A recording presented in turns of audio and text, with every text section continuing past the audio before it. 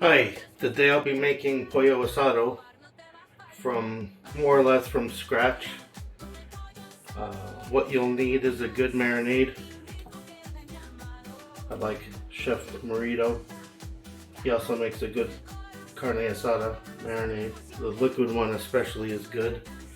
You'll need around 4 pounds of leg and thigh quarters, a thinly sliced quarter of onion, some cilantro tops, 1 orange, and this is just over 4 pounds of chicken. So I'm going to remove the skin and the bones. It'll bring it to a little bit under 4 pounds. So I'm only going to use a little bit under 1/3 of a cup of the marinade. And then here I have bleach and soap to help disinfect my cutting board when I'm done. I'm gonna show you how to debone one leg on camera, and then I'll do the rest off camera.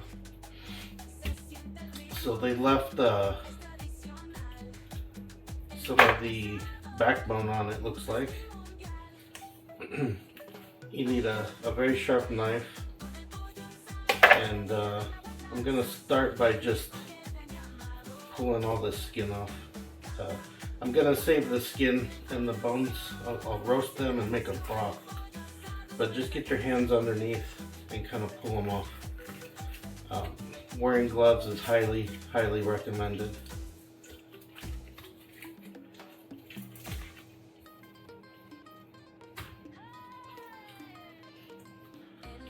And then I'm gonna just take off this fat right here.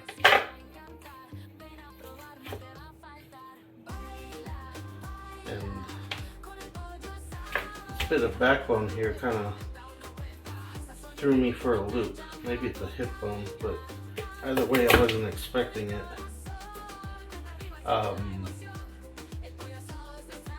We'll work around it. It's not a big deal, but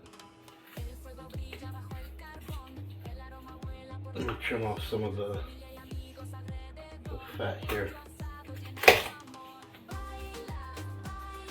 So you kind of want to hold your knife a little bit like a scalpel. And yeah, I'm really not liking this. I'm gonna get rid of it. So let me just let the chicken kind of tell me where to cut. There we go. Found the joint. Gonna go in. And like I said, I'm not too picky about getting every little piece of meat because I am gonna turn that into a stock. So you can see this bone, it comes to about here and goes there. So you're gonna want to just slightly off center follow the bones and kind of spread it out so you can see what you're doing. Kind of go on each side, don't go too deep. We're trying to keep this more or less one piece when we're done. Kind of just do one of these. Expose the bone as well as you can. And yeah, I'm no butcher. This may seem like it's difficult, but this is like the 4th one I've deboned in my life, maybe. Get the bone exposed, you follow the bone, and pop off the meat. Do the same thing on this side. Get the knife under there, kind of follow the bone.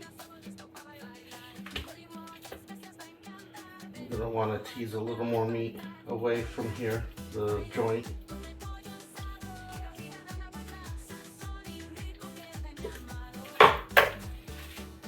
And then you kind of just do like you did before. And not too bad for an amateur, I think. Did leave behind some cartilage, and nobody's going to want to chew on that. So you could either take shears or just kind of carefully trim it out.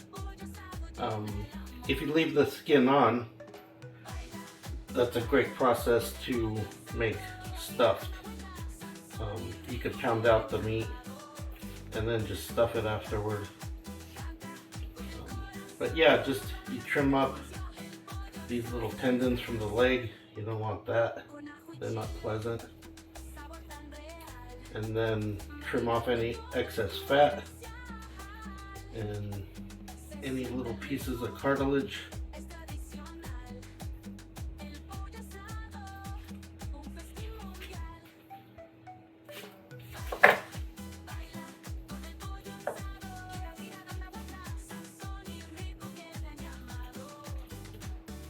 Just be careful not to cut yourself. Wearing gloves. If you're not super confident with a knife, you could wear 2 or 3 pair, and they provide a little extra cut protection. But that's about it. I'm going to work on these little tendons in the leg. They will soften up when cooked. I'm just nitpicking now, but this is more or less done. Trim off the fat, and we'll get the others done, cleaned up, and I'll be right back when they're done, and we'll marinate the meat and get going.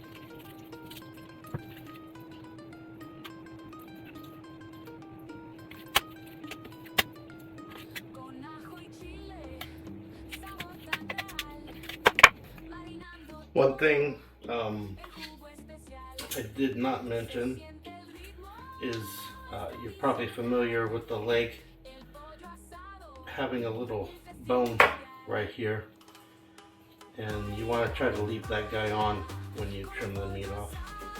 It just makes it easier. You don't have to, it's not super easy to cut it out if you detach it with the meat. It hardly leaves any meat there with it, so it's easier just to leave it on. And then, like I said, this will be becoming a nice broth, bone broth. So all the meat is trimmed up, deboned, deskinned, took up as much fat as I could, and the rest will burn off on the grill. I'm going to season it up.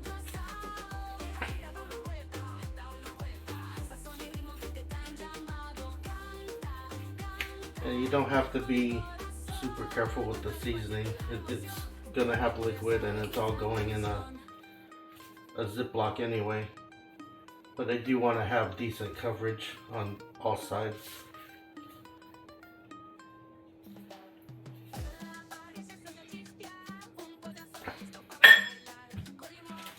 And then we have a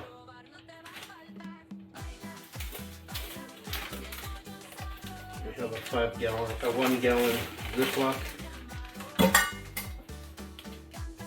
Gonna throw in our onions and cilantro.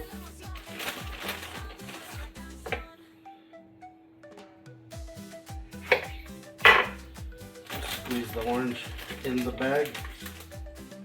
Just kind of crush it.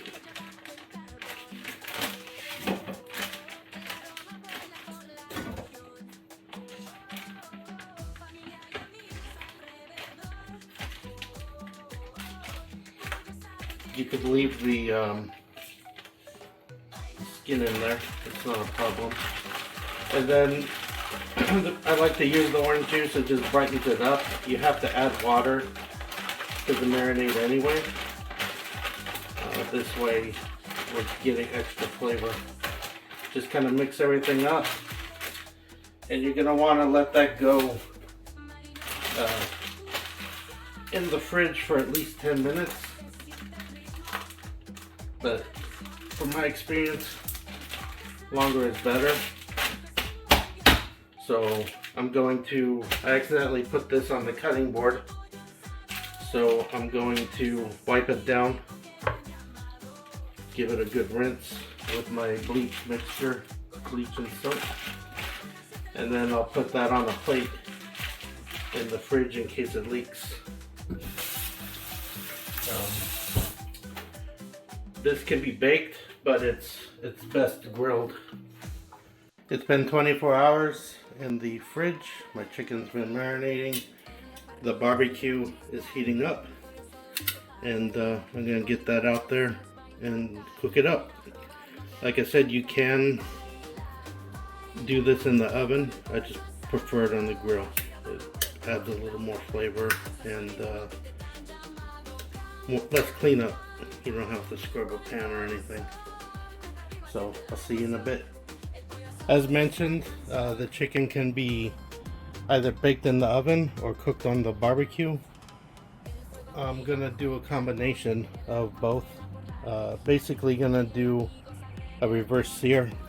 My barbecue's heated up to about 300. I have 2 burners on low, and this side, the burners are on this side they're off, so I'm getting indirect heat. I do have a fish and vegetable grate raised up on a wok ring. You could use a brick wrapped in foil or anything to raise it up a little. It makes it more like an oven. And I'm just going to arrange my chicken onto this grate here and let it bake for about 10 minutes. Once it's baked for about 10 minutes, I'll check it, see what the color's looking like, and then I'll crank up the heat and move it over to the grill side. Put all these yummy vegetables or onions and cilantro on it. Get the most flavor possible. Dump over the remaining marinade. And I'll see you back here in about 10 minutes. It's been 10 minutes. The temp has crept up to a little bit over 350. I'm gonna check my chicken.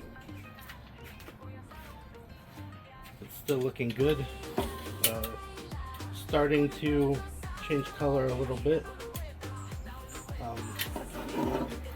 Not quite ready though. I came out, I check it every 10 minutes, partly to, double check the temperature. It's a warm day today, so the barbecue will creep up, and I like to rotate the chicken to get an even cooking. So I'm gonna let it go another 10 minutes, and then we should be done. It's been a total of 20 minutes. My grill has crept up to 400. I could have shut one of the burners off, but looking at it, this is exactly what I'm wanting to see. I'm wanting the meat to just start turning a white color instead of that whitish, instead of that opaque pink. So I'm going to crank up the heat now, and we'll start grilling the meat. I've cranked up the heat. It's been about 2 minutes. Could wait a little more, but it'll be fine. You can at this point pick off some of the cilantro and onion. Typically it just burns off. I don't really worry about it. Plus I like the taste of onion. But if it's in big clumps like that, you don't want that.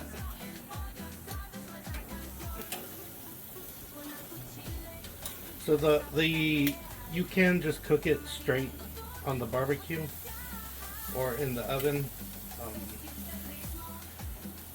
I had other stuff to do anyway, and from my experience, doing it this way gives you a moister, more tender end result. I'm using leg and thigh meat specifically for that reason also. It doesn't dry out like breast does. And I prefer the taste. I prefer the taste of the dark meat over chicken breast. It has more flavor, especially when marinated. But doing it this way, it's drives in the flavor even more. And like I said, you end up with a very crispy end result. So I'll let me have a look. Yeah, I got a ways to go. I'm gonna close the lid, let them cook on high for a couple minutes. It's been a couple minutes. The temp has gone back up to about 400. I get pretty paranoid about salmonella and doneness with my chicken, so I tend to overcook it just to be safe. I'm not going to bother probing this any. So that's another reason I prefer leg and thigh meat, because it could stand up to being overcooked a little bit. I'm going to be more confident because, like I said, this is reverse seared. But this is the look on every side that I'm going for. So I'll let it go again for a couple more minutes, and then I'm going to rotate to get even cooking on all pieces. It's like 93 out today, and although my barbecue's not in the sun, I am. So I'm going to open up a can of frosted barley pop to cool down a little. I'm starting to see, hold on.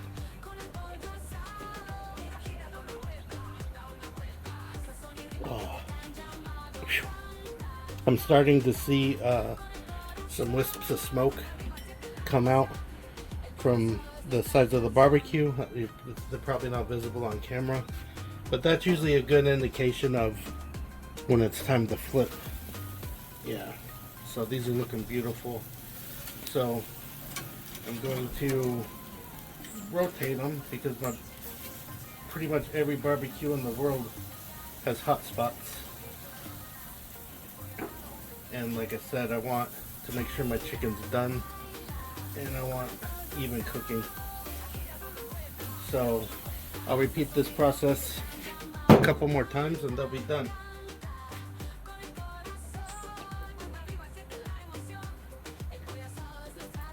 They'll be done as this frosted barley pop is.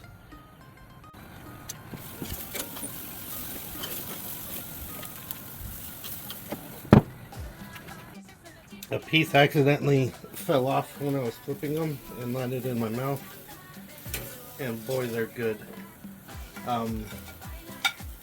They're heavily seasoned, but I always use this meat for soup or for like tacos. I don't just eat it by itself, so I like it heavily seasoned. But look at that, glistening. So we'll take these in, chop them up, and half are gonna be used for soup, and the other half are actually gonna be used for sopas. So I hope you found this video entertaining. I enjoyed that first can of liquid bread so much, and I think I'm gonna have another. And I hope you check out my other videos. Thanks for watching.